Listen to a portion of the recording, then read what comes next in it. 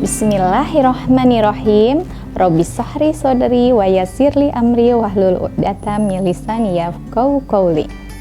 Assalamualaikum warahmatullahi wabarakatuh. Apa kabar sahabat Al-Fatih? Mudah-mudahan kalian semuanya dalam keadaan sehat walafiat ya. Masih semangat kan ya puasanya? Tentunya dong. Nah, hari ini Ibu Eka akan membawakan kisah tentang Uwais Al-Qarni. Ada yang tahu siapa sih Uwais Al-Qarni itu? Uwais Al-Qarni adalah seseorang yang tidak terkenal oleh penduduk bumi, tapi ia sangat terkenal oleh penghuni langit. Subhanallah, kok bisa ya? Karena itu, yuk kita simak kisahnya.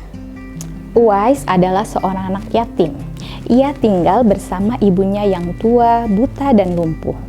Ia dan ibunya adalah keluarga yang fakir. Uwais memiliki penyakit belang di sekujur tubuhnya. Pekerjaan Uwais adalah menggembalakan domba-domba milik tetangganya. Uwais adalah pemuda yang soleh dan sangat memuliakan ibunya.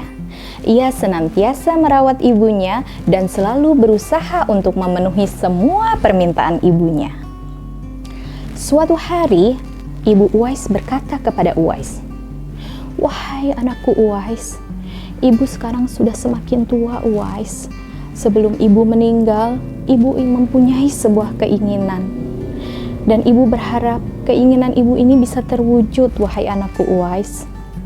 Kemudian Uwais pun menjawab perkataan ibunya, "Wahai ibuku tersayang, apa permintaan ibu itu?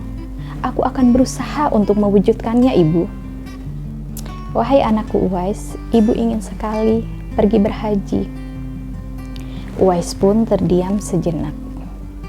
Di kepalanya terlintas pertanyaan, bagaimana aku bisa membawa ibuku pergi haji ke Mekah? Sedangkan letak dari Yaman ke Mekah itu sangatlah jauh dan harus melewati padang pasir yang tandus. Namun, Uwais ingin sekali membahagiakan ibunya dengan mewujudkan permintaannya. Kemudian Uwais pun menjawab perkataan ibunya, "Wahai ibuku, insya Allah aku akan membawamu ke Mekah untuk berhaji." Kemudian Uwais pun terus berpikir, bagaimana caranya ia bisa membawa ibunya ke Mekah. Jarak dari Yaman ke Mekah sangatlah jauh dan harus melewati padang pasir yang tandus dan panas. Uwais pun tidak memiliki apa-apa.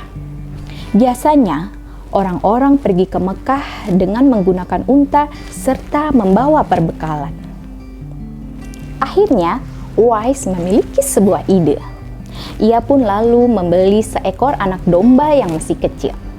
Tahukah kalian apa yang dilakukan Uwais dengan anak domba tersebut? Ya, setiap hari Uwais menggendong anak domba tersebut bolak-balik naik turun bukit. Ia lakukan terus setiap hari. Sampai-sampai orang yang di sekitarnya berkata, "Uwais ini orang yang aneh ya," atau bahkan menyebut ia gila. Namun, Uwais tidak mempedulikan ucapan orang-orang tersebut. Ia pun tetap melakukan hal itu, menggendong anak domba tersebut tiap hari bolak-balik naik turun bukit. Setelah 8 bulan berlalu, domba tersebut pun semakin besar dan tentunya semakin berat pula. Begitu pula dengan otot-otot Uwais yang semakin kuat berkat latihan yang ia lakukan dengan menggendong domba tersebut setiap harinya. Musim haji pun telah tiba. Dan Uwais merasa otot-ototnya sudah cukup kuat untuk mengangkat beban yang berat. Kemudian ia pun menggendong ibunya menuju Mekah. Ia melewati padang pasir yang tandus dengan jarak yang sangat jauh. Ia terus semangat menggendong ibunya menuju Mekah. Subhanallah, akhirnya Uwais pun bisa mewujudkan impian ibunya untuk pergi berhaji ke Mekah. Uwais dengan tegap menggendong ibunya untuk melakukan wukuf di Arafah dan tawaf di Ka'bah. Di depan Ka'bah, ibu Uwais pun menangis penuh haru. Melihat hal tersebut, kemudian Uwais berdoa, "Ya Allah, ampunilah semua dosa ibuku." Kemudian sang ibu bertanya dengan Uwais, "Bagaimana dengan dosamu, wahai anakku?" Uwais pun menjawab, "Wahai ibuku, jika Allah mengampuni semua dosamu, maka ibu akan masuk surga. Maka cukuplah bagiku ridho ibu yang akan membawaku ke surganya." Allah pun memberikan karunia-Nya kepada Uwais. Allah menyembuhkan penyakit belang yang ada pada tubuh Uwais dan menyisakan sedikit pada telapak tangannya. Nah, tahukah kalian, tanda inilah yang nantinya akan menjadi petunjuk bagi para sahabat untuk mengenali sosok Uwais. Sebelum kembali ke Yaman, Uwais berkunjung ke rumah Rasulullah karena Uwais sangat ingin bertemu dengan Rasulullah. Namun sayang sekali pada saat itu Rasulullah sedang tidak ada di tempat. Karena Uwais kasihan ibunya menunggu lama, maka akhirnya Uwais pun memutuskan kembali bersama ibunya ke Yaman. Meskipun belum pernah bertemu dengan Uwais, tapi Rasulullah seperti sangat mengenalinya, sehingga Rasulullah pun sangat memujinya.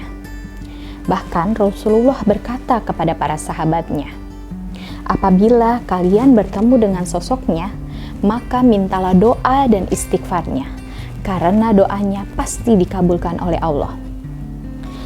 Sahabat pun akhirnya ada yang bertemu dengan Uwais, kemudian meminta Uwais untuk mendoakannya.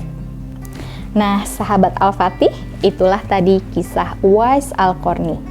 Sosok yang sholih, yang selalu taat kepada Allah dan Rasul-Nya, serta sangat berbakti kepada orang tuanya. Sehingga Allah pun memuliakan Uwais, dan namanya terkenal di langit, meskipun di bumi ia bukanlah siapa-siapa. Semoga anak-anak Al-Fatih bisa menjadi seperti Uwais ya. Muliakanlah orang tua kita, maka Allah akan memuliakan kita. Demikianlah yang dapat Ibu Eka sampaikan pada kesempatan kali ini. Semoga bermanfaat ya. Jangan lupa ikuti terus konten-konten menarik di channel Sekolah Al-Fatih TV. Wabillahi taufik wal hidayah. Wassalamualaikum warahmatullahi wabarakatuh.